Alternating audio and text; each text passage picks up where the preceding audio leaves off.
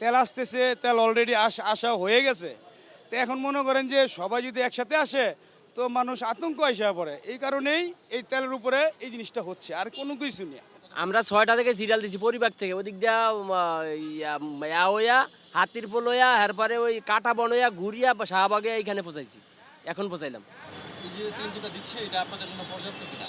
না না, এটা এই তেলে কি হয়, 10 লিটার করে তেল দেয় বা 12 লিটার করে তেল দেয়, এই 1200 টাকার তেল দেয়, এতে হয় না তো। এই যে দীর্ঘ সময় ধরে যে সিরিয়াল থেকে তেল নিচ্ছেন এটার জন্য আপনাদের আসলে মানে কাজের জন্য কি না, কষ্ট হইতেছে না, তেল পড়তেছে, যে আমরা সিরিয়ালে বসে রয়েছি, গাড়িতে চলতেছে বা একটু করে আগাইতেছি, তেল পড়তেছে, যা তেল লইতেছি হারছে অর্ধেক খরচা হয়ে যাইতেছে। মানে যদি 1200 টাকার তেল লইতে 600 টাকা তেমনি খরচা হয়ে যায়। 2 ঘন্টা 3 ঘন্টা জ্যামে বয়ে থাকলে, 3-4 ঘন্টা জ্যামে বয়ে থাকলে তো তেল পড়তেছে না। আমরা সিরিয়াল তো আর একবার আগাইতে পারি না, একটু আগাই আবার একটু ব্রেক করি, আবার একটু আগাই একটু ব্রেক করি, এইভাবে। যানবাহনের চাপ, অতিরিক্ত চাপ, অনেক চাপ, যা মনে করেন যে আমাদের সহনীয়র বাইরে। আমরা যে কাজ করতেছি, আমরা তো প্রত্যেকদিন একটা কাজ করি, নর্মালি যে কাজ করি তার চেয়ে অনেক বেশি। এই যে মানে এখন যে চাপ বা পরিস্থিতিটা অনেক আপনার সরকার থেকে তো নির্ধারিত করে দেওয়া হয়েছে এই পরিমাণ, এটার চেয়ে বেশি তারা চাচ্ছে কিনা?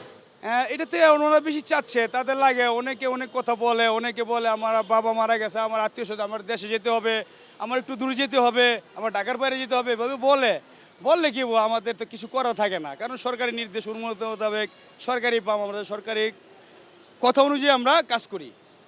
এই এছাড়া এখন মানে আপনাদের পাম্পের কিনা বা এর চেয়ে বেশি সবার জন্য ঘাটতি হবে বা পরিমাণ মতো সরবরাহ করতে হবে এরকম আছে কিনা? এই পর্যন্ত যা আমরা জানতে পারলাম যে আমাদের তেলের কোনো ঘাটতি নেই। আসলে আমরা উতাসী আমাদের এমন ধরনের আমরা কাজকর্ম করতেছি, তেল আসতেছে, তেল অলরেডি আসা হয়ে গেছে।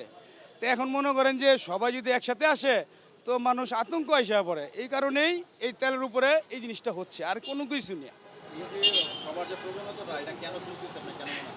এটা আসলে মানুষ একজন বলতেছে যে তেল পাওয়া যাবে না, তেলের দাম বেশি, যুদ্ধ লাগছে, কিন্তু আসলে গোপনীয় গোপ- যেটা মেন খবর তারা হয়তো সেটা জানে না, না জানার কারণে উত্তাস হয়ে মনে করেন এইভাবে লাইনের উপরে পড়ছে, তারা লাইনে হওয়ার কারণেই এইভাবে তেলের চাহিদাটা বাইরে গেল, এছাড়া আর অন্য কিছুই না স্যার।